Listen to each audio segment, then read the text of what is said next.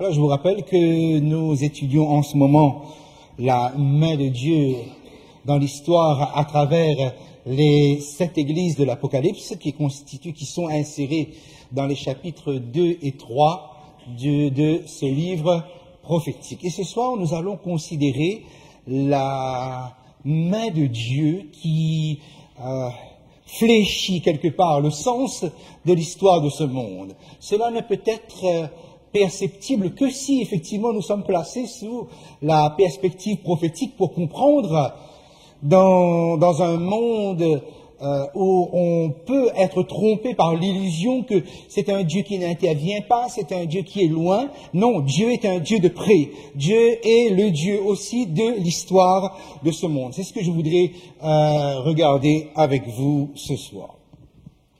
Et vous savez, la parole de Dieu, d'une manière ou d'une autre, va toujours nous envoyer le reflet de l'état de notre cœur, de l'état du cœur humain. Les psaumes 63 et 42, vous allez voir 42 apparaître dans un instant, vous avez là l'expression profonde de ce que le cœur humain, ce à quoi ce cœur aspire. Que ce cœur soit conscient ou pas. Ô Dieu, tu es mon Dieu, je te cherche. Mon âme a soif de toi, mon corps soupire après toi, comme une terre aride, desséchée, sans eau. C'est ainsi qu'est l'âme. L'âme humaine, lorsque cette âme n'est pas désaltérée par ce Dieu qui nous désaltère, ce Dieu qui comble nos aspirations les plus profondes. Le psaume 42 va à peu près dans ce sens, verset 2-3, comme une biche soupire après des courants d'eau. Ainsi mon âme soupire après toi, ô Dieu. Mon âme a soif de Dieu, du Dieu fort et vivant. Mon âme a soif de Dieu. Ça, c'est l'aspiration humaine, que l'humain en soit conscient ou pas. Et un homme était conscient. Et justement, lorsque je disais tout à l'heure que Dieu met sa main dans l'histoire de ce monde et il utilise les circonstances comme aussi la sensibilité des hommes pour orienter la fin de l'histoire vers l'objectif qu'il s'est fixé. Et justement, Martin Luther, puisque nous sommes avec l'église de Sardes, nous avons terminé avec l'église de Sardes, et Martin Luther est une des figures les plus emblématiques, les plus symboliques aussi, les plus forts de ce que la Réformation aura été. L'histoire de Martin Luther nous indique comment l'homme, en essayant de pratiquer toutes les œuvres, en essayant de répondre à toutes les pratiques religieuses possibles, n'arrive pas à avoir la paix. En fait, dans l'histoire, ce serait l'homme qui nous aura montré qu'il est impossible d'être en paix uniquement avec les structures religieuses, uniquement en obéissant à des pratiques religieuses. Et si quelqu'un est allé vraiment loin pour essayer de libérer son âme par lui-même, pour essayer de trouver la délivrance par lui-même, c'est bien Martin Luther. Et son expérience, son témoignage nous sert énormément. Regardez ce qu'il disait. Ma vie avait aux yeux de tout le monde une grande apparence, mais non point au mien. J'avais un esprit brisé, j'étais toujours triste. Toutes les consolations que je tirais de ma justice et de mes œuvres étaient impuissantes. Je montais à l'autel, il parle de l'autel catholique puisqu'il était moine catholique, je montais à l'autel désespéré et j'en revenais désespéré. Je faisais pénitence mais le désespoir ne me quittait pas. Voilà donc l'exemple ou le témoignage de quelqu'un qui nous fait la démonstration que, eh bien, quoi que vous fassiez par vous-même, vous n'allez jamais rencontrer cette délivrance. Vous n'allez jamais vivre cette délivrance. Et c'est en tombant sur le passage de l'Épître aux Romains, et le juste vivra par la foi, qu'il va connaître cette délivrance, qu'il va connaître ce salut par la foi. En fait, là, c'est un homme qui va changer. Et ce bouleversement est intéressant d'être considéré lorsque nous essayons de réfléchir sur, justement, le rôle de la religion et le rôle de Jésus-Christ.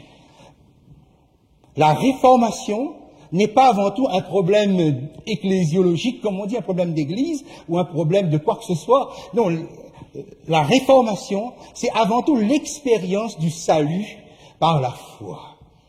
C'est l'expérience de la justification par la foi. Seulement, et Martin Luther va aussi, quelque part, nous montrer le problème, les limites de l'homme lorsque l'homme, justement, ne va pas ne pousse pas son expérience au-delà, puisque la dernière fois nous avions dit effectivement quel était l'objectif de Jésus pour l'église de Sardes.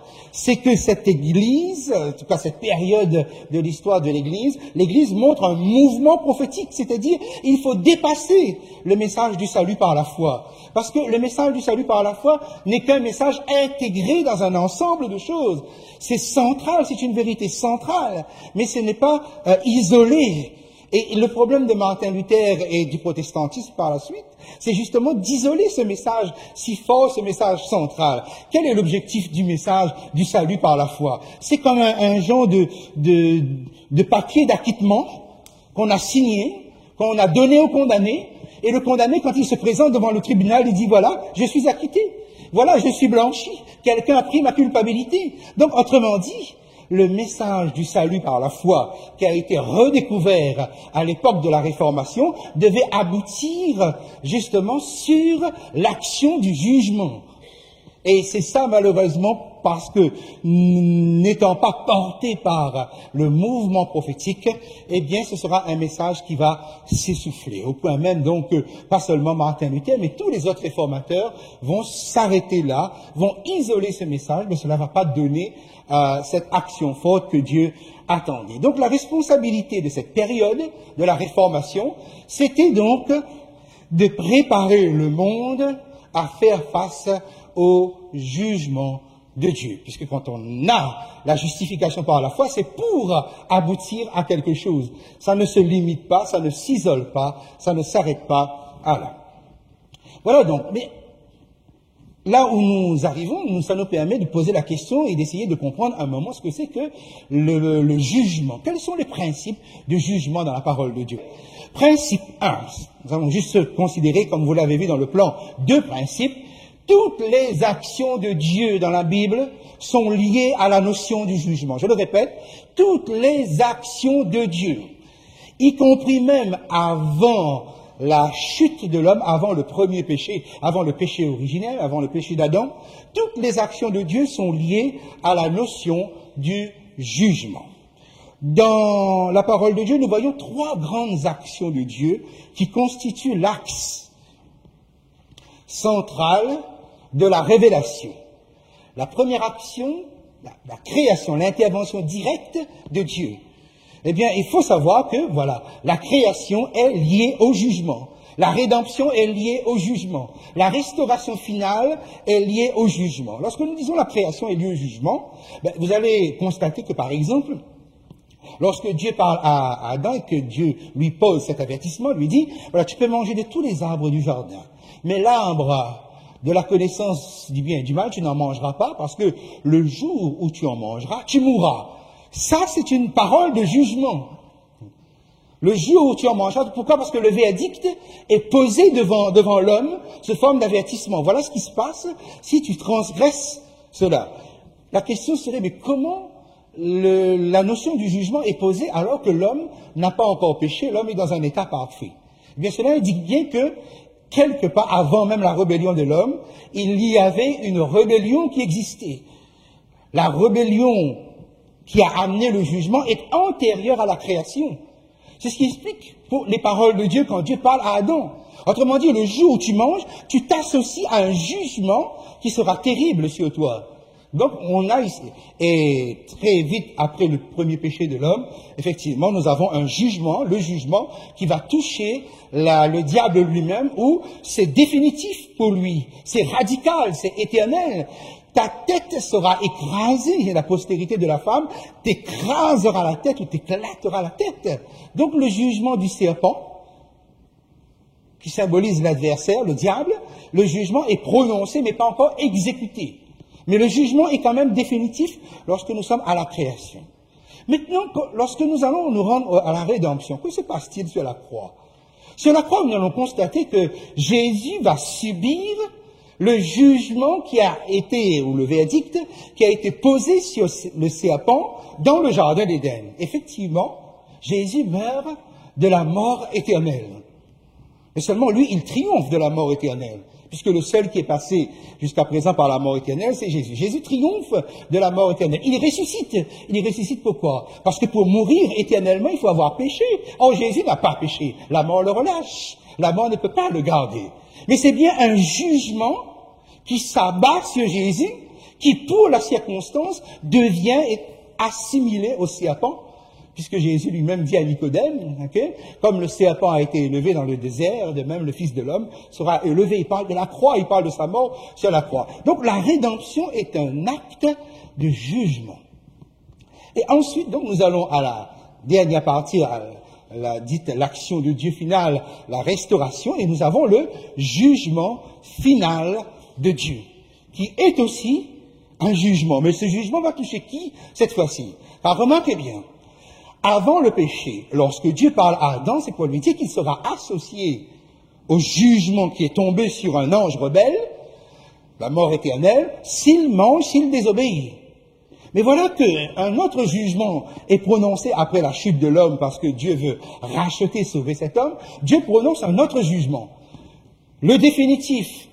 La mort éternelle va s'abattre sur le serpent, mais toi, tu peux être sauvé, tu peux être racheté. Et l'homme, effectivement, accepte la justice que Dieu lui propose afin qu'il soit racheté. Donc, des siècles plus tard, Jésus arrive et accomplit ce jugement-là. Ok, je prends ta place. Donc, il meurt à la place de l'homme. Maintenant, on remarque bien, si la création touche le diable, le juge, la rédemption touche Jésus. Le dernier jugement touche qui? Il touche notre sort. Car, effectivement, ce dernier jugement, ce sera ce qu'on appellera l'exécution du jugement. Il sera favorable ou défavorable à l'homme en fonction de où vous êtes associé. Et effectivement, lorsque nous regardons les choses de près, malheureusement, vous ne voyez pas, il y a une flèche. Ok? Alors, je vais créer cette flèche ici avec mon pointeur. Le jugement qui concerne l'homme ici, si le jugement vous est favorable, vous êtes associé à ce jugement de la rédemption. Mais si vous êtes associé au jugement de la création, cela vous est ça vous est défavorable. Autrement dit, donc, vous allez connaître le sort de la mort éternelle. C'est-à-dire, si vous n'avez pas réglé votre vie, si Christ n'a pas racheté votre vie, votre personne, vous allez être associé au jugement de la création. Le jugement de la création, c'est le jugement de la mort éternelle.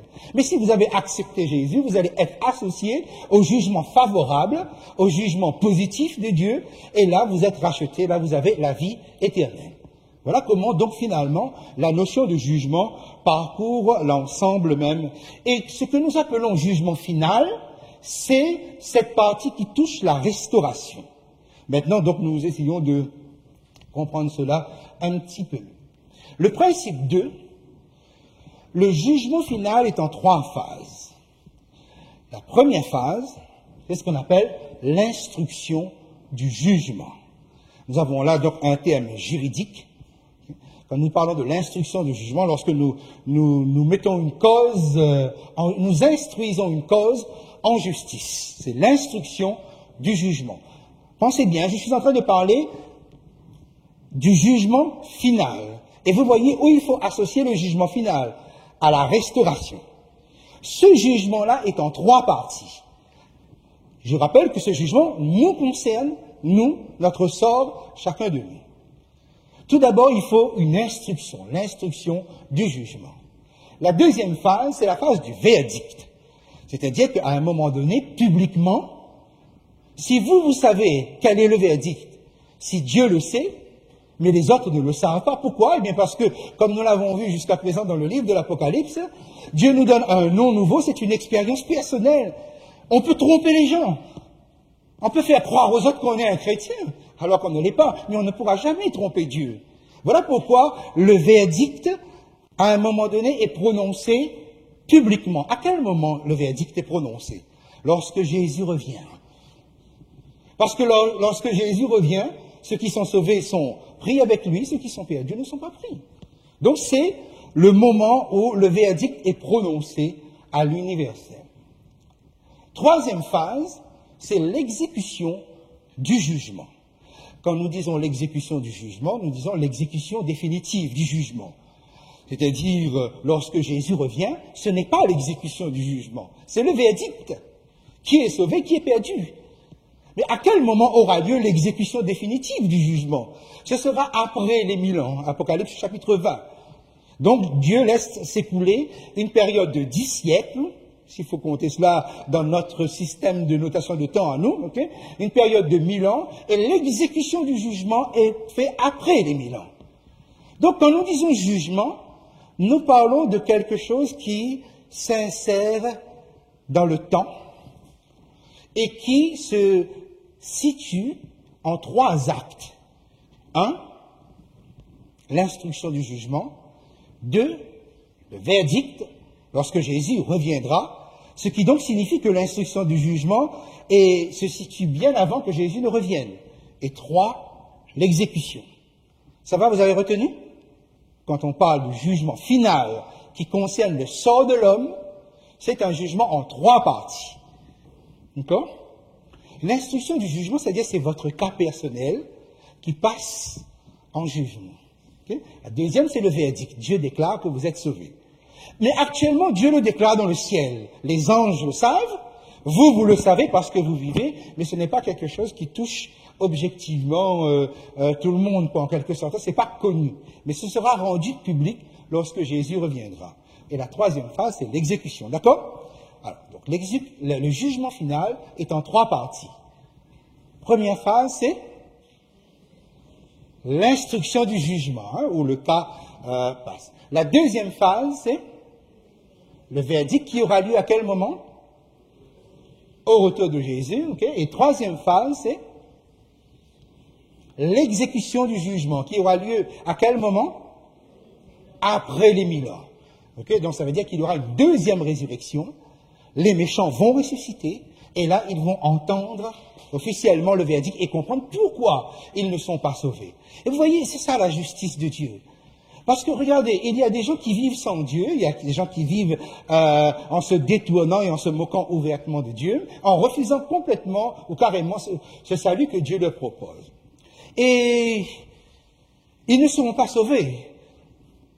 Mais la justice de Dieu, parce que la question souvent m'a été posée, mais pourquoi une deuxième résurrection? Pourquoi lorsque Jésus revient, on n'en finit pas une fois pour toutes, et puis voilà, c'est fini? Non. Pourquoi? Parce que des gens sont morts, et vont-ils mourir éternellement sans savoir pourquoi ils meurent éternellement? Ce n'est pas juste de la part de Dieu. Donc on ressuscite ceux qui n'ont pas marché avec Dieu, on leur dit, voilà la réalité, ok? Et Dieu leur met devant eux, leur explique, leur dit pourquoi ils vont mourir éternellement. Ça, c'est la justice. Il faut qu'il y ait une prononciation publique. Voilà pourquoi tous ceux qui meurent, ils ressusciteront. Que ce soit par la première résurrection, donc ce qui est un verdict favorable, ou la deuxième résurrection, ce qui est un verdict défavorable. Ça va, nous comprenons bien cet aspect-là.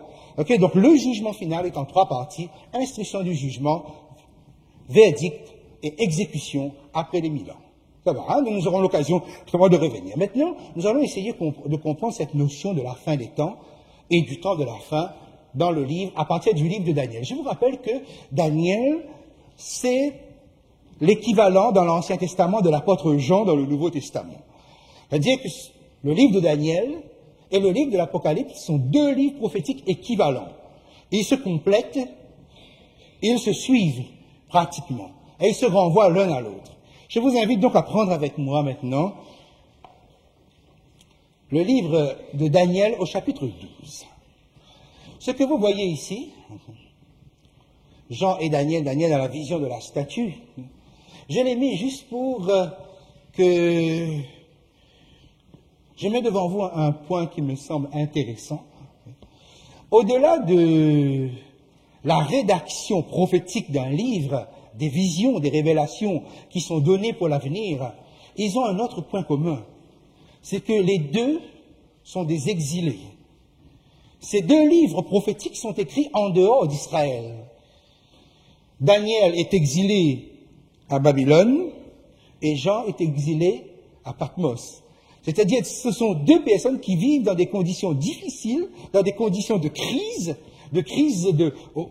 même pour gens au sein de l'Église, parce qu'il faut tenir, et on est perturbé par la persécution, et pour Daniel, à cause de cet exil à Babylone. Et il faut tenir fidèlement. Ce qui caractérise donc spirituellement aussi ces deux hommes, le point commun qu'ils ont ensemble, c'est que ce sont des hommes fidèles. Quels que soient les troubles qu'ils peuvent ressentir dans leur intérieur, ce sont des hommes qui restent fidèles. Daniel, chapitre 12, considère ça un moment. Nous allons donc constater que le temps de la fin est différent de la fin des temps. Mais le temps de la fin aboutit à la fin des temps. Ce n'est pas exactement la même chose pour le langage prophétique. Prenons par exemple le verset 1er. En ce temps-là, se lèvera Michaël, le grand chef, le défenseur des enfants de ton peuple. Quand on parle comme ça, il s'agit de Jésus. Michaël, c'est Jésus. Et ce sera une époque de détresse telle qu'il n'y en a point eu de semblable depuis que les nations existent jusqu'à cette époque. En ce temps-là, ceux de ton peuple qui seront trouvés inscrits dans le livre seront sauvés. Là, nous avons un langage du jugement céleste, comme nous avons eu l'occasion de le mentionner. Autrement dit, quand Michaël se lève, cette action de Michaël implique qu'il y a un jugement qui est terminé. Le jugement est terminé, puisque ceux qui sont écrits dans le livre, ils sont sauvés. Donc le jugement est terminé. On nous dit que ce sera une époque de détresse. Et verset 2, plusieurs de ceux qui dorment dans la poussière de la terre se réveilleront, les uns pour la vie éternelle et les autres pour l'opprobre, pour la honte éternelle. Nous avons donc la résurrection, ce qui implique ce que nous avons à faire ici. Michaël se lève, Jésus revient, il y a la résurrection. Nous sommes ici dans ce qu'on appelle la fin des temps. D'accord? Nous sommes à la fin des temps. Ce moment où il n'y a plus d'intercession, où Jésus revient et on a la résurrection des morts. Le verset 3, ceux qui auront été intelligents brilleront comme la splendeur du ciel, et ceux qui auront enseigné la justice à la multitude brilleront comme les étoiles à toujours et à perpétuité. Ça, c'est peut-être un réconfort pour chacun de nous. Car vous voyez, ceux qui auront été intelligents brilleront comme la splendeur du ciel. Ceux qui auront enseigné la justice à la multitude brilleront comme les étoiles à toujours et à perpétuité. C'est la gloire que vous recevrez lorsque Jésus reviendra. Parce que quelquefois nous pensons, ceux qui ont enseigné sont peut-être des théologiens ou ceux qui sont diplômés. Non, notre comportement est un enseignement. Notre comportement est une indication, un témoignage pour ceux qui ont besoin de marcher avec Jésus. Remarquez que au moment où Jésus apparaît sur la terre, les élus brillent. Verset 4. Toi, Daniel, tiens secrètes ces paroles et scelle le livre jusqu'au temps de la fin. Plusieurs alors le liront et la connaissance augmentera. Qu'est-ce que nous voyons dans ce verset? On demande à Daniel de sceller les paroles de ce livre, les paroles de la prophétie, jusqu'au temps de la fin. Et non pas jusqu'à la fin des temps, mais jusqu'au temps de la fin. C'est-à-dire qu'il y a un moment dans l'histoire que Dieu appelle le temps de la fin. Et regardez ce qui est donné comme caractéristique ici, dans ce temps de la fin, verset 4. Plusieurs alors le liront et la connaissance augmentera.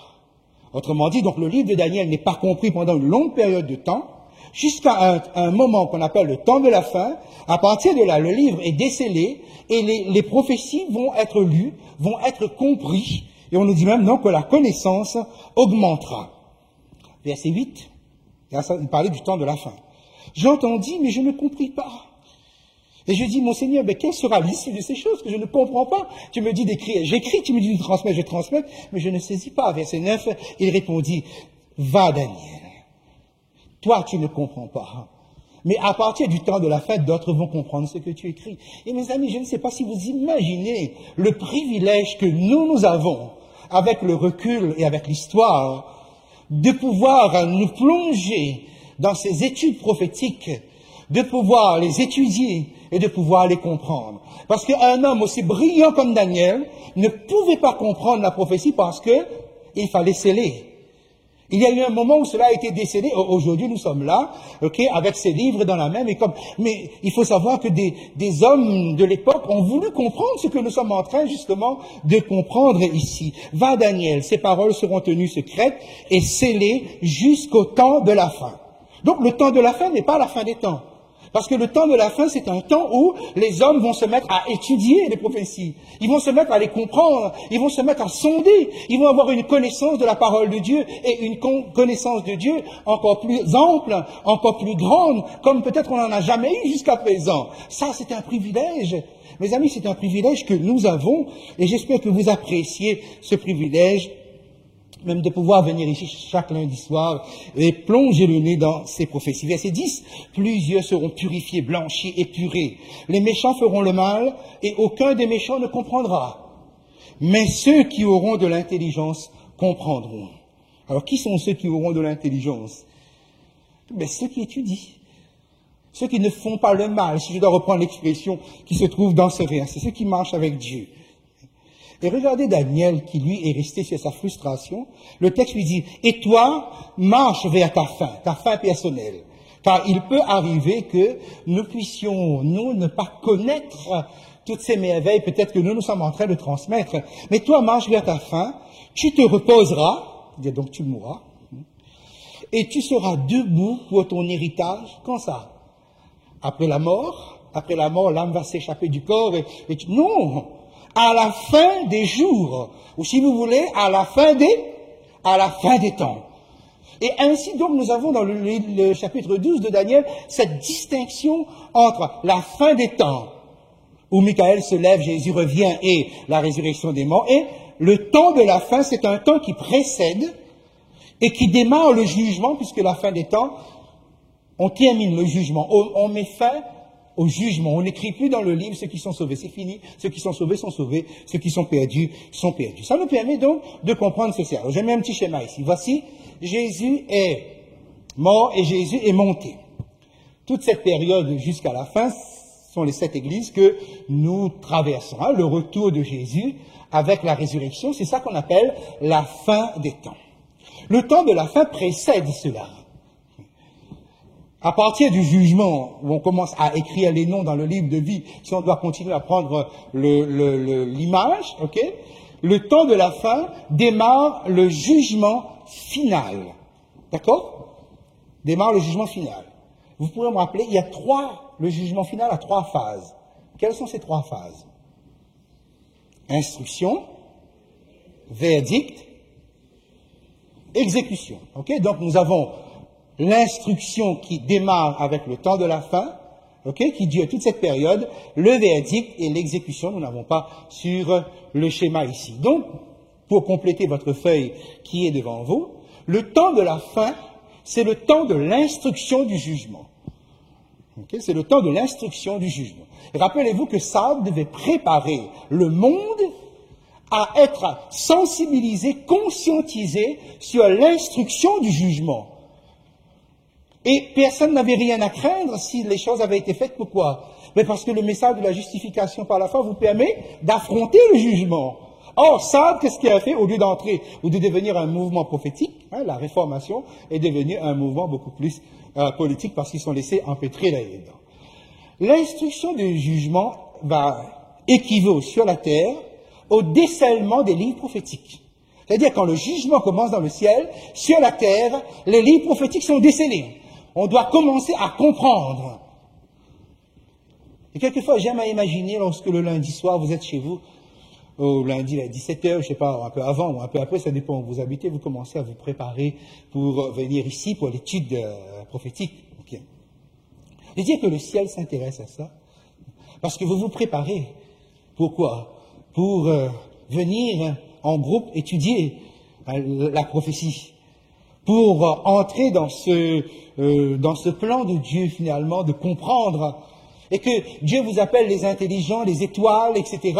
Mais ça veut dire que vraiment c'est quelque chose où le ciel prend à cœur votre désir de venir ici, votre désir peut-être chaque fois que vous prenez un petit temps pour étudier la prophétie biblique. Parce que c'est le temps où ces livres doivent être ouverts. C'est le temps où tout cela doit être décelé. Et on arrive à une augmentation de la connaissance de la parole de Dieu. Parce qu'on arrive à une augmentation de la connaissance prophétique. La fin des temps, par contre, correspond à la fin de quoi? De l'instruction, c'est-à-dire d'une phase du jugement, la première. Mais le jugement n'est pas fini. L'instruction, oui, parce que l'instruction permet de savoir qui est sauvé, qui est perdu. Ok? Donc, la fin de l'instruction du jugement correspond au retour glorieux de Christ, avec donc le verdict et à la résurrection. Ok? Distinction donc entre le temps de la fin, qui a commencé quelque part dans le passé, qui se poursuit. Nous sommes encore donc dans cette période du temps de la fin. Distinction du temps de la fin avec la fin des temps. La fin des temps, Jésus revient et il y a la résurrection. Ça va, c'est dans notre esprit? Ok. Lorsque nous étudions alors les 7 églises, la façon dont nous avons mis les choses en place avec la méthode ou la méthodologie que Dieu nous a proposée, nous avons compris que l'église de Sardes aboutit au temps de la fin. La période concernée par l'église de Sardes, 17e, 18e siècle, ou même on peut prendre à partir du 16e siècle, 17e, 18e siècle, aboutit au temps de la fin. Philadelphie aboutit à la fin des temps. Si vous vous rappelez ce que je vous ai dit la dernière fois, Laodicée est intégrée à Philadelphie. Je vais vous dire pourquoi dans un instant. Okay? C'est une même église, mais qui a évolué malheureusement du mauvais côté. Okay? Mais c'est une église qui est intégrée à Philadelphie. Philadelphie est la dernière église. Philadelphie, c'est l'église du jugement, de l'instruction du jugement, de cette première phase du jugement. Philadelphie, donc, aboutit à la fin des temps. Okay? Maintenant, et la dernière fois, nous avions terminé sur l'échec de la période de la Réformation, le protestantisme, donc qui malheureusement a fini par devenir un protestantisme officiel, comme une église officielle, ne se débarrassant pas du carcan politique et gardant cette alliance avec l'État. Comment Dieu va-t-il faire pour que son objectif soit atteint? Il est impossible que le jugement soit connu, prêché, que le livre décelé soit à la portée de tous si l'Église reste unie à l'État, c'est-à-dire si la religion reste liée à la politique. Donc il y a eu un échec quelque part. Comment ça va se faire? Et c'est là que Dieu va susciter un mouvement de réveil qui va être en fait une réforme dans la réforme. Donc vous pouvez compléter sur votre papier. J'ai choisi donc quatre groupes très rapidement. Okay? Les anabaptistes qui vont apparaître en Suisse. Les anabaptistes vont justement réagir contre le protestantisme officiel, mais le protestantisme officiel n'était pas encore officiel, ils n'étaient pas encore séparés d'avec les catholiques. Mais il y avait un problème, c'est qu'ils ont vu, les anabaptistes, pour ceux qui vont former le groupe anabaptiste, que cette réaction, cette église de la Réformation restait associée à l'État, restait sous la couverture de l'État, et ils vont réagir contre cela. Ils vont dire, non, il faut qu'on se sépare. Il ne faut plus qu'il y ait de lien entre le christianisme, l'Église et l'État. Et ils vont militer dans ce sens-là. Et cela va leur attirer bien des problèmes, bien des répressions, bien des persécutions. À cause de ça, pourquoi? Parce qu'à l'époque, on ne connaissait pas la séparation de l'Église et de l'État. Parce que cela a amené d'autres choses. Savez-vous, non seulement les catholiques, mais aussi les luthériens, pour eux aussi. Si vous êtes dans un pays dont le prince est protestant, si vous naissez dans ce pays, vous devez être protestant. Si vous naissez dans un pays dont le prince est catholique, vous devez être catholique. Donc vous devenez vous associer à une religion par rapport à votre naissance naturelle. Et ça, ils ne pouvaient pas l'accepter. Donc on va commencer à entrer le conflit théologique sur le baptême. Parce qu'effectivement, si je deviens catholique par ma naissance dans un pays catholique, autant que je ne sois baptisé bébé, parce que de toute façon, je serai baptisé un jour alors. Donc, autant que je le sois enfant, comme ça, si je meurs, au moins, je suis sauvé. Donc, non seulement les catholiques, mais aussi les luthériens, baptisaient les enfants. Donc, du coup, les anabaptistes, entre autres, ils ont compris le piège, ils ont compris le danger du baptême des enfants. Voilà pourquoi ils vont refaire le baptême des adultes. Pourquoi on va les appeler les anabaptistes? Parce que anabaptiste veut dire rebaptiseur. Et là, pour la première fois, on aura une église, quand je dis la première fois, après bien sûr l'église primitive, après de longs siècles, pour la première fois, des gens vont devenir membres d'église, non pas par naissance naturelle, mais véritablement par adhésion à une profession de foi. Et donc, ils vont être baptisés adultes. Et là, ça va être la persécution, même de la part des réformés, même de la part de ceux qui avaient réagi contre l'Église catholique, les anabaptistes. Ensuite, on a les puritains en Angleterre, qui sont à peu près dans la même lignée. La pression pour séparer l'Église, ou le message de la justification, du salut par la foi, de l'État. Et pareil, donc, un certain nombre de réformes, ils vont revenir à ces principes premiers de l'expérience spirituelle, et aussi être stricts sur la morale, ce qui va leur poser aussi pas mal de problèmes. Toujours au XVIIe siècle, en Allemagne, les piétistes.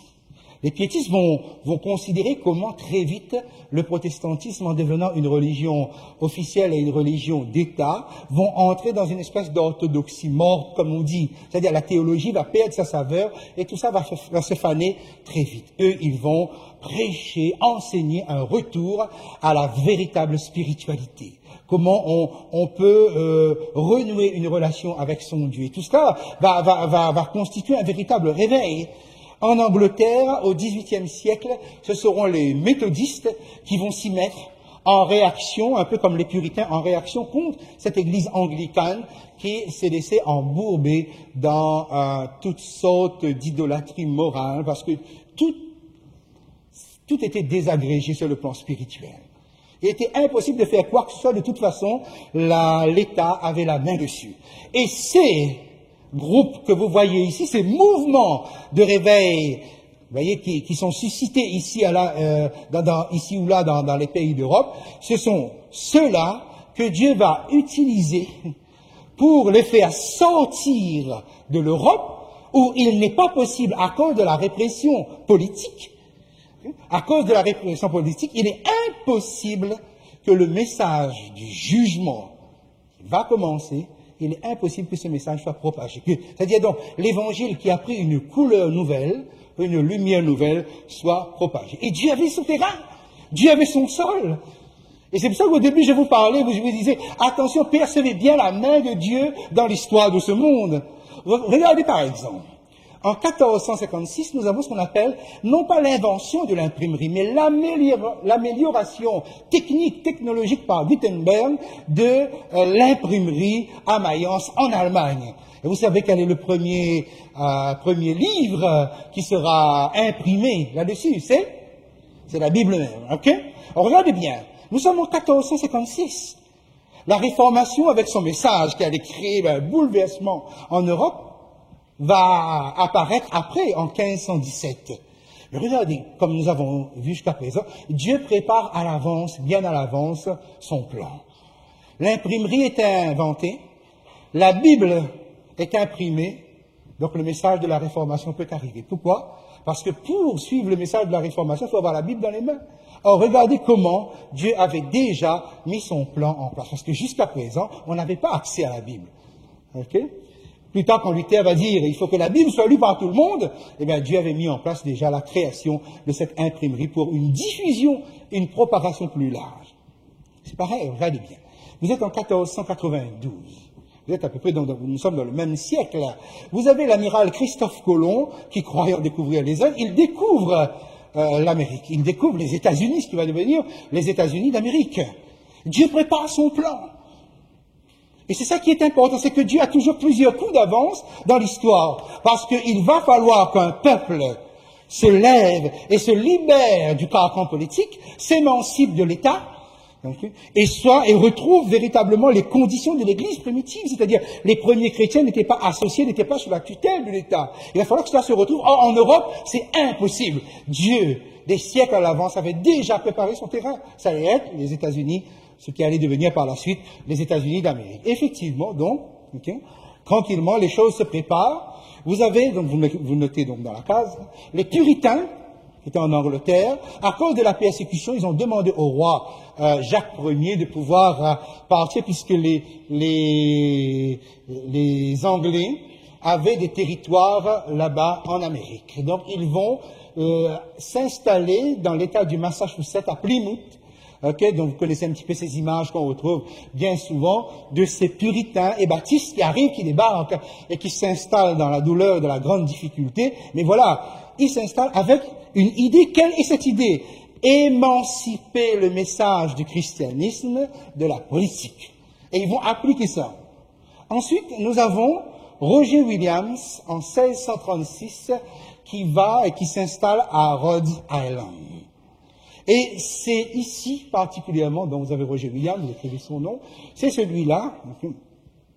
Et Rhode Island va devenir le premier État du monde à permettre la liberté religieuse, à favoriser, à permettre la liberté de conscience. Pour la première fois, quelle que soit votre religion, vous êtes bienvenus sur le territoire. C'est à Rhode Island, avec Roger Williams. Okay, je poursuis. Okay. Et enfin, pour citer un autre, William Penn, qui est Quaker, va demander carrément au roi d'Angleterre de pouvoir acheter une parcelle de territoire. Ce sera ce qu'on appellera plus tard, ça va reprendre son nom, la Pennsylvanie.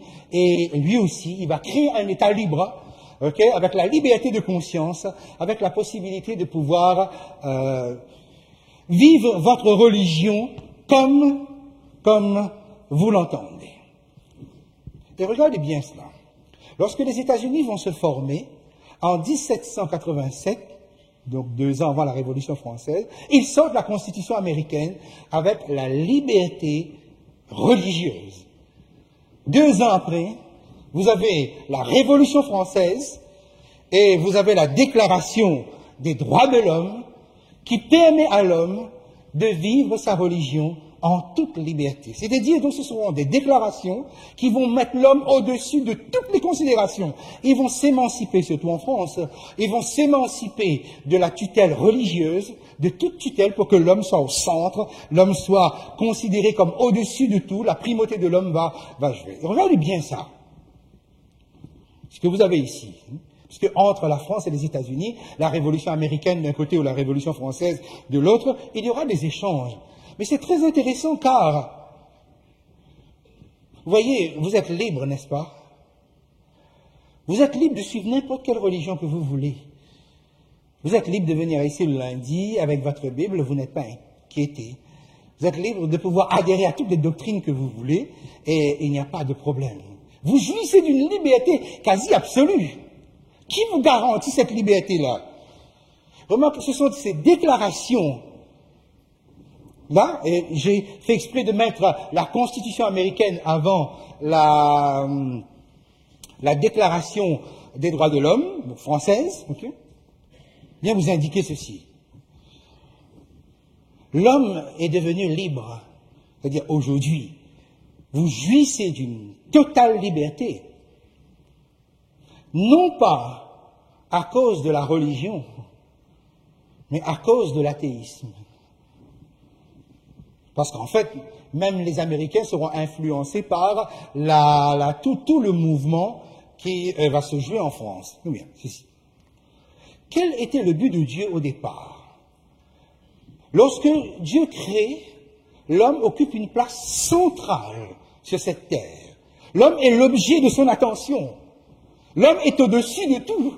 C'est lui qui domine tout. Au-dessus des animaux, au-dessus de la nature, au-dessus des États, au-dessus des systèmes. La religion va mettre les systèmes et le pouvoir au-dessus des hommes, ce qui n'était pas le plan de Dieu. Et regardez bien, pour pouvoir atteindre son objectif, puisque au fond, la déclaration des droits de l'homme répond quelque part ou traduit quelque part l'objectif initial de Dieu, que l'homme soit libre. Totalement libre de faire ce que vous voulez. C'est ça qui s'est passé dans le jardin d'Éden. Que l'homme soit libre de marcher avec sa Bible. Or, ce n'était pas possible dans le passé. Parce que si on vous trouve avec une Bible, si vous adhérez à une foi qui n'est pas la foi que le pays avait acceptée, vous étiez persécuté, on vous privait de tout, on vous spoliait de tout. Ainsi donc, ce n'est pas la religion qui a libéré l'homme, mais un mouvement qui parle de l'émancipation de l'État, mais aussi de Dieu. Parce qu'on va mettre l'homme au centre dès lors qu'on évacue Dieu. Et ainsi donc, derrière toute cette affaire, un mouvement se crée et on arrive, et vous atteignez ce statut grâce aux droits fondamentaux que, ici ou là, dans différents pays, différentes républiques, on vous reconnaît. Alors que Dieu voulait que c'est par sa parole que vous atteigniez cette liberté. Normalement, c'est la puissance de Jésus-Christ qui aurait dû donner à l'homme toutes ces libertés. Non! Il y a eu une répression telle dans l'histoire que la religion, finalement, a été en défaveur des objectifs de Dieu. Et ce que Dieu n'obtient pas par la religion, il obtient par le contraire de la religion. Car c'est ça qui s'est passé. Si vous êtes libre, c'est parce qu'on s'est émancipé de Dieu. Ok? Et remarquez bien que jusqu'à un certain point, cela ne va pas gêner Dieu. Et prenez un instant, prenez le livre de l'Apocalypse, le chapitre 3, le verset 7-13. Dieu doit atteindre son objectif. Et il crée tout, comme on a vu, il met toutes les dispositions en place pour pouvoir réaliser, accomplir son plan. Les États et les systèmes sont au service de l'homme. Même le sabbat. La Bible ne dit pas que l'homme a été créé pour le sabbat, qui est pourtant le jour saint de Dieu, mais le sabbat a été créé pour l'homme. Vous voyez la place centrale de l'homme aux yeux de Dieu. Mais ce que vous vivez actuellement, c'était l'objectif, c'était l'intention de Dieu. Alors que nous allons lire la lettre à Philadelphie, et je voudrais demander à Lorraine de bien vouloir le lire. En attendant que Lorraine ait ça dans la main, j'attire votre attention sur l'emploi du chiffre 3 dans cette lettre. L'emploi du chiffre 3. Jésus se présente 3 titres, le saint, le véritable, celui qui a la clé de la vie. Sainteté, vérité, autorité. Le chiffre 3 colle aussi au destinataire. Tu as peu de puissance, tu as gardé ma parole, gardé ma parole. Vous vous rappelez l'accent qui... Sardes n'a pas gardé, mais Philadelphie garde. Et tu n'as pas renié mon nom. Les 3 qualités du destinataire. Les 3 actions de Jésus. Je tiens votre attention dessus. J'ai mis devant toi une porte ouverte, la mission. Ceux qui sont de la synagogue du Satan, qui sont menteurs, qui sont juifs, qui ne sont pas, je les ferai venir à tes pieds. Succès de la mission. Et aussi protection, je te garderai à l'heure de la tentation. Et dans la promesse, vous avez le triple sceau. C'est-à-dire donc un sceau, le nom de Dieu, le nom de la ville de Dieu et le nom nouveau de Jésus. Donc vous avez le chiffre 3 qui colle avec cette lettre, et le chiffre 3, c'est le chiffre de qui? C'est le chiffre de Dieu. C'est pour vous dire à quel point l'église de Philadelphie est une église qui est empreinte de la nature de Dieu. Voilà pourquoi il n'y aura pas de reproche. Nous allons lire avec Lorraine. Écrit à l'ange de Philadelphie. Écrit à l'ange, de l'église de Philadelphie. Voici ce que dit le saint, le véritable, celui qui a la clé de David, celui qui ouvre et personne ne fermera, celui qui ferme et personne n'ouvrira. Je connais tes œuvres. Voici parce que tu as peu de puissance et que tu as gardé ma parole et que tu n'as pas renié mon nom, j'ai mis devant toi une porte ouverte que personne ne peut fermer. Voici, je te donne de ceux de la synagogue de Satan qui se disent juifs et ne le sont pas, mais qui mentent. Voici, je les ferai venir se prosterner à tes pieds et connaître que je t'ai aimé. Parce que tu as gardé la parole de la persévérance en moi, je te garderai aussi à l'heure de la tentation qui va venir sur le monde entier, pour éprouver les habitants de la terre. Je viens bientôt, retiens ce que tu as, afin que personne ne prenne ta couronne. Celui qui vaincra, je ferai de lui une colonne dans le temple de mon Dieu, et il n'en sortira plus. J'écrirai sur lui le nom de mon Dieu et le nom de la ville de mon Dieu, de la nouvelle Jérusalem qui descend du ciel, d'auprès de mon Dieu, et mon nom nouveau. Que celui qui a des oreilles entende ce que l'Esprit dit aux églises. Merci beaucoup. Donc, si vous vous rappelez, ce que nous avons dit, c'est que l'église de Philadelphie, cette époque, correspond donc au temps de la fin, donc à l'époque où l'instruction du jugement commence. Et cela nous permet de comprendre pourquoi Jésus se présente comme le saint, le véritable, celui qui a les clés. C'est quoi le saint? C'est la sainteté. C'est quoi le véritable? C'est la vérité. C'est quoi la clé de David? C'est l'autorité. Il faut ces trois notions pour constituer le pilier de ce qu'on appelle le jugement. Sainteté, vérité et autorité. Lorsque nous regardons un instant la vision parallèle, Philadelphie voulant dire amour fraternel, si nous regardons un instant la vision parallèle, nous serions surpris de quelque chose. Qu'est-ce qui caractérise la ville de Philadelphie, géographiquement? C'est une ville qui a connu beaucoup de séismes, c'est une ville qui a connu beaucoup de tremblements de terre, c'est une ville qui, en l'an 17, après Jésus-Christ, a été détruite complètement par un tremblement de terre, et c'est Tibère qui a dû faire reconstruire entièrement la ville. Mais il n'y avait pas beaucoup d'habitants là, justement, à cause de la fragilité du sol. C'est un sol qui se dérobe. Regardons un instant, je vous emmène, nous sommes dans la 6e église. On a étudié jusqu'à présent la méthodologie de ces églises. Allons un instant dans le 6e sceau, au chapitre 6, le verset 12 jusqu'à 17. Remarquez ceci. Le verset 12. Je regardais, dit l'apôtre Jean, vous êtes 6e sceau, hein, quand il ouvrit le 6e sceau. Mettez-le en parallèle avec la 6e église, puisque tout ça c'est en parallèle. Et il y eut un grand tremblement de terre. Arrêtons-nous un instant là.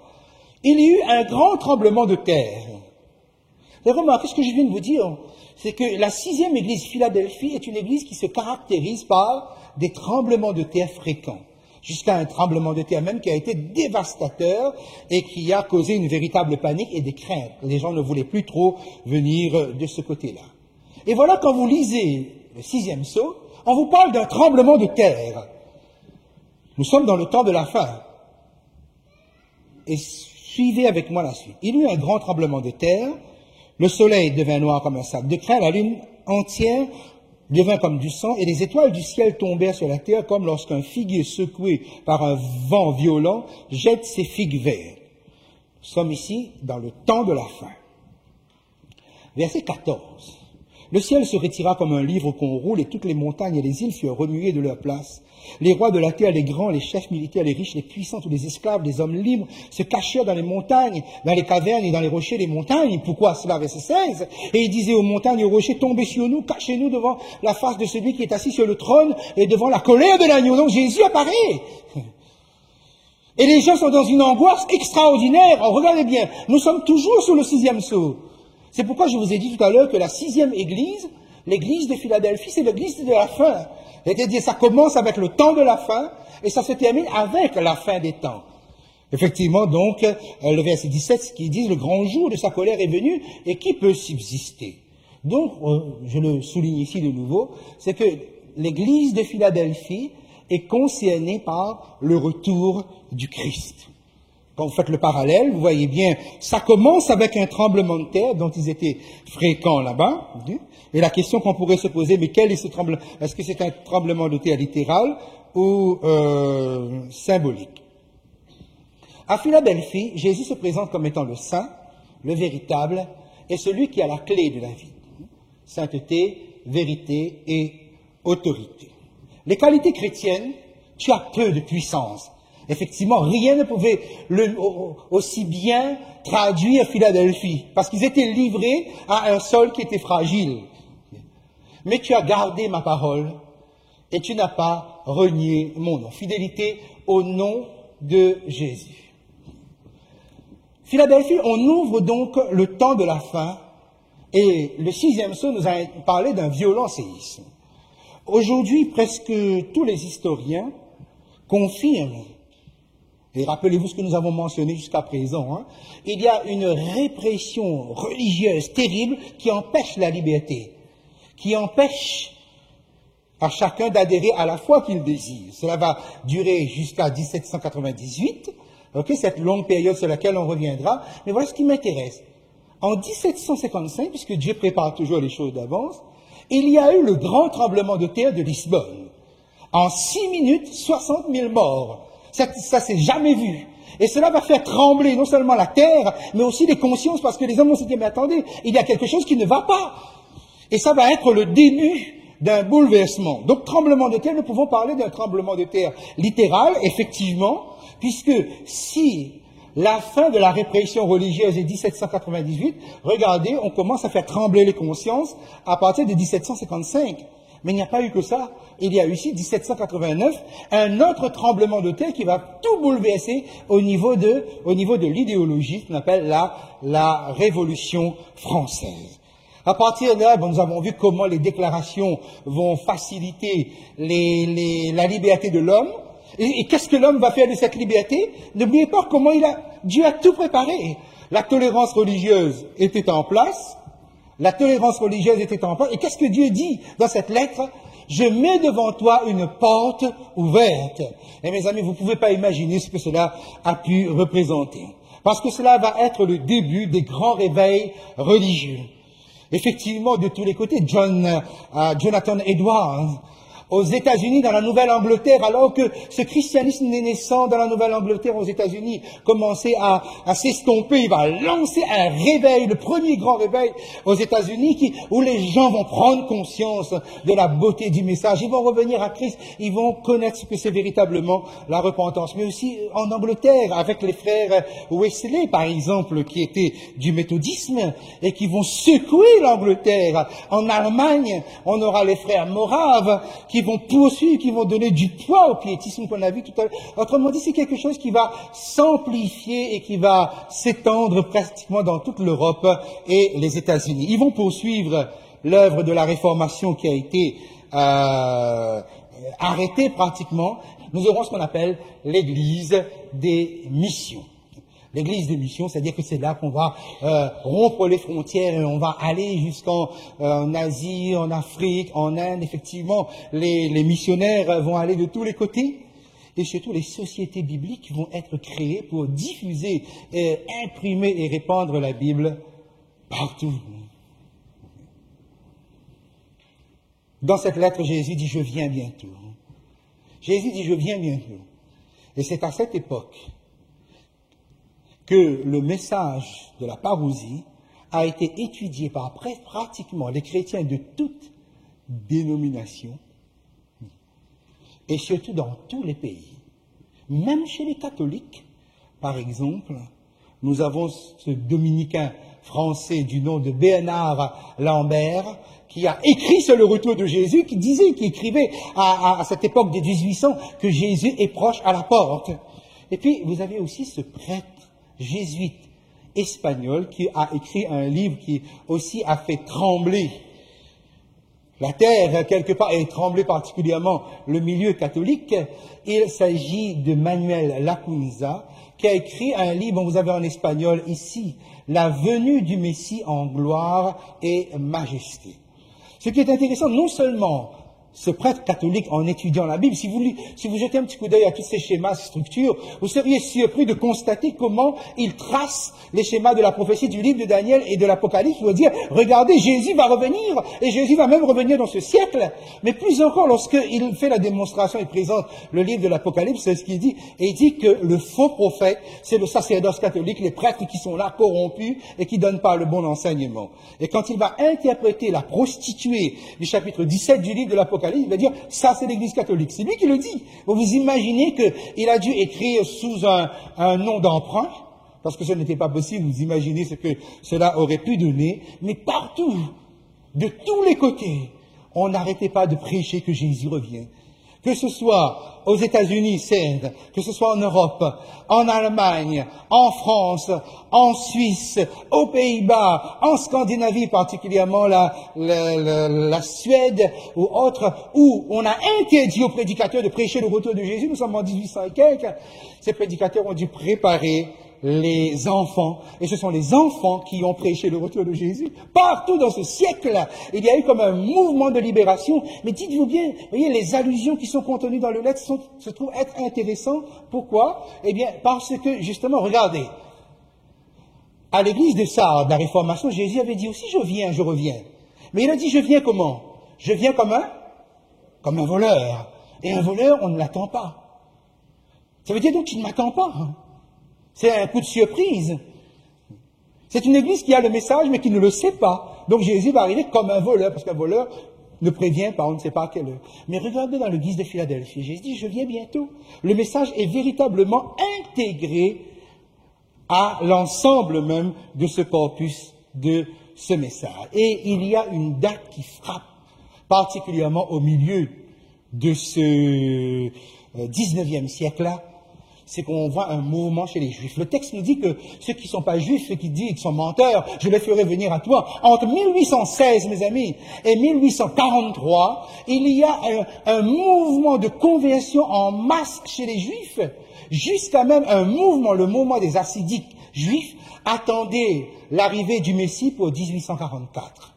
Et même dans le monde musulman, ceux qui avaient adhéré à la foi Baha'i pensaient que le Bab était apparu en 1844, ce qui donne cette porte ouverte vers le salut. Et pas seulement dans le monde religieux comme tel, mais même dans le monde athée, quelque chose va frapper au niveau de cette date. Il y a eu un livre qui a été écrit par un scientifique, Yves Christin. Il n'est pas religieux du tout, ce qui rend la chose intéressante, mais il a essayé de regarder un petit peu les points communs, les points divergents entre Marx, qui a donné le marxisme, et Darwin, donc qui a donné le darwinisme ou l'évolution. Et c'est très intéressant ce qu'il dit, justement. Je prends une petite citation de la page 16, je l'ai mis ici pour aller plus vite. Il dit, non seulement la vie de Darwin et celle de Marx s'étalèrent presque exactement sur la même période de temps, mais le tournant de leur vie s'effectua presque à la même date, 1844. Quand ça s'est écrit ici, donc par un auteur scientifique complètement objectif, comme si le monde avait leur attention attirée par une date. Moi, je ne vous ai rien dit sur cette date jusqu'à présent. Je prends objectivement ce qui vient. Vous pouvez aller taper sur Google, sur Internet, pour vérifier ces informations. Mais c'est très intéressant, lorsque vous regardez 1844, le nombre d'événements, même y compris la naissance de celui qui va renverser la totalité de la philosophie existante jusqu'à présent et qui va mettre en place, qui va consolider, solidifier ce qu'on appelle le postmodernisme, c'est la naissance de Nietzsche, puisque Nietzsche naît en 1844. Il y a comme un ensemble de signes qui attirent notre attention vers cette date-là. Et c'est dans cette période que le livre de Daniel nous permet de considérer ce qui va se passer dans le ciel, cette action qu'on a décrite jusqu'à présent, qu'on appelle le jugement. On y reviendra par la suite. Jésus dit à l'église de Philadelphie, donc à la dernière église, Jésus dit à vous, je te garderai à l'heure de la tentation. À quel moment donc cette tentation va venir? Juste avant le retour de Jésus. Autrement dit donc, juste avant que Jésus n'apparaisse, il y aura l'heure de la tentation. L'heure de la tentation, c'est une tribulation, c'est une persécution, c'est une tentation peut-être la plus terrible. Vous savez, si on vous prive de vos biens, de vos maisons, de votre travail, peut-être même de votre famille, vous pourrez être en mesure de tenir. Plus on vous met la pression, plus on vous réprime, vous pouvez résister. Poussé à bout, vous pouvez résister. Mais il y a une tentation qui est la plus terrible. Vous savez laquelle? Celle que Jésus a vécue dans le jardin d'Éden. C'est-à-dire, à un moment donné, vous pouvez vous poser la question, est-ce que ça vaut la peine de continuer lorsque les circonstances sont défavorables? Assistez, Mani, merci beaucoup. Ça va rectifier, dans le flot de ma passion, là. Ok, voilà. Les chrétiens vont connaître cette tentation terrible. Mais regardez bien ce que Jésus dit. Retiens ce que tu as. Moi, je vais te protéger, mais je te demande une chose. Sois fidèle. Retiens ce que tu as afin que personne ne prenne ta couronne. Verset 12. Voici une des promesses. À celui qui vaincra, je ferai de lui une colonne dans le temple de mon Dieu. Et là, nous comprenons l'allusion, n'est-ce pas? C'est dit à l'église de Philadelphie. Or, Philadelphie a un sol qui se dérobe. Les colonnes ne sont pas fragiles, les colonnes chancellent. Dieu sait que nous sommes sur un sol fragile, pas seulement dû au tremblement de terre, mais à toutes les crises qui fragilisent ce monde. Et il sait que le sol se dérobe sous nos pieds et pourrait se dérober sous le pied d'un chrétien. Mais qu'est-ce que Jésus nous dit? Je ferai de lui une colonne. Et c'est quoi une colonne? C'est la solidité. Vous dire aussi la responsabilité qui repose sur nos épaules en tant que colonne. Okay? Et nous avons ici le triple sceau, et c'est l'œuvre du scellement, puisque le jugement, que nous avons vu dans Sardes, donc trouve son aboutissement dans Philadelphie, le scellement est le point final du jugement. Le nom de Dieu, le nom de la ville de mon Dieu, la Nouvelle Jérusalem, c'est-à-dire votre citoyenneté maintenant, parce que vous avez deux citoyennetés. La citoyenneté terrestre, c'est-à-dire vous êtes français, pour la majeure partie, tout le monde, pratiquement dans cette salle, parce que vous appartenez à la France, okay, mais vous avez une citoyenneté céleste. Et le scellement va inclure aussi la mentalité du royaume de Dieu est déjà en vous. Et c'est ça l'œuvre du scellement. Vous ne vivez plus selon les critères de la mentalité terrestre, mais véritablement selon les critères de la mentalité céleste. Ça aussi, c'est une promesse du Seigneur dans le livre de l'Apocalypse et le nom nouveau de Jésus. Philadelphie, donc, a un message complet, c'est ce qui se comprend, puisque c'est ce qui termine l'ensemble de la période allant de l'ascension de Jésus jusqu'à son retour. Le peuple qui représente Philadelphie, c'est le peuple qui obéit à toute la parole et qui persévère. Tu as peu de puissance, mais tu as gardé ma parole. C'est-à-dire qui est fidèle à ce que Jésus demande. L'église de Philadelphie, c'est une église appelée au succès dans ce qu'il entreprend de par la force de son message. Je les ferai venir à tes pieds. Mais en 1800, on avait vu cela aussi. Okay? Lorsque les missionnaires allaient de tous côtés, on amenait, parce que les portes de l'Inde se sont ouvertes, les portes de l'Afrique se sont ouvertes, les portes de la Chine se sont ouvertes. Okay? Et ça a été succès. Okay? Et on va amener à la finale ce succès-là, parce qu'il faudra les amener aux pieds de Jésus. L'église de Philadelphie, parce que ça signifie amour fraternel, où Jésus dit, ils vont reconnaître que je t'ai aimé. Parce qu'effectivement, lorsqu'on subit sur cette terre, les gens, et c'est ce que les prophètes nous disent, mais ils vont vous poser la question, où est ton Dieu? On vous a jamais demandé ça? Eh, toi qui es fidèle, toi tu pries, toi tu vas aux offices chaque semaine, etc. Mais où est Dieu? Dieu ne fait rien pour toi, là tu souffres. Okay. Ils reconnaîtront que je t'ai aimé. Et le jour où Jésus revient, vous n'imaginez pas la consolation que cela sera pour nous, parce que les bras de Jésus sera peut-être la plus belle ou la plus grande démonstration. Le retour du Christ est consciemment attendu et intégré au message de cette Église. C'est-à-dire, c'est donc une Église qui prêche avec persévérance que Jésus revient. Même si ça fait 40 ans que je dis que Jésus revient, je dirai toujours que Jésus revient bientôt. Parce que si Jésus parle sur des siècles, moi j'ai même pas un siècle. Jésus revient bientôt. Ce message, cette espérance est intégrée. Et enfin, le message est complet parce qu'il y a le scellement qui est prêché, qui est enseigné en relation avec le sanctuaire céleste. Mes amis, qui est cette Église-là? Qui est cette Église qui va préparer l'humanité au retour de Jésus? Nous verrons ça justement la prochaine fois, ok? Au fur et à mesure que nous allons développer le livre. Mais vous voyez comment, en fait, Dieu arrive toujours à son objectif. Et la plus grande entrave à l'objectif de Dieu, c'est bien l'homme lui-même.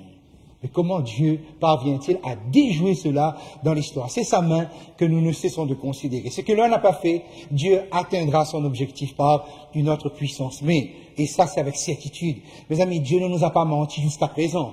Dieu ne pourra pas nous mentir. Donc, Jésus revient.